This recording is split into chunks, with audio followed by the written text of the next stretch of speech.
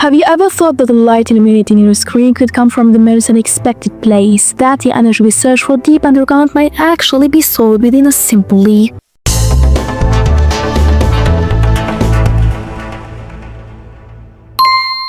Welcome to the Earth's Pulse, the podcast that breaks the barriers between the imagined and the possible. I'm Assia, and next to me is Rofaida, and today we will unlock the code of technological revolution called bioelectricity. And this leads us to our episode's main question. Can phones really be charged by plants? The answer lies in how plants work. Simply put, it's the extraction of electrical energy from the biological processes of the plants.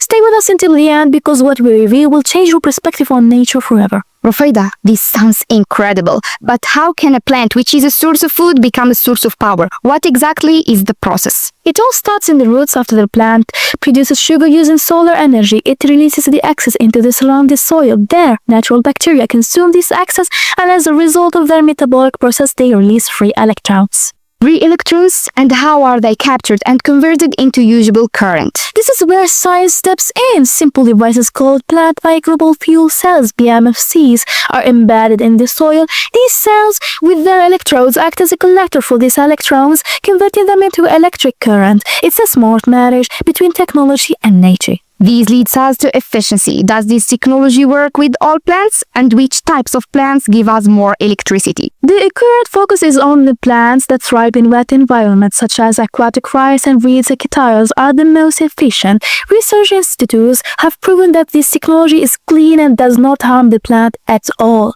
Achievements and research centers, the amazing example. We want to mention the most significant examples that prove the success of this project. The pioneering research originated from the Renewable University in the Netherlands, where these cells were successfully developed to power small garden lights known as moss lights. The most amazing example, however, comes from Latin America, where the company Renewable used this technology to create genuine charging planters that charges phones by directly plugging them into the plant. Energy shouldn't be forcibly extracted. It should flow in harmony with life. That is the profound lesson of bioelectricity.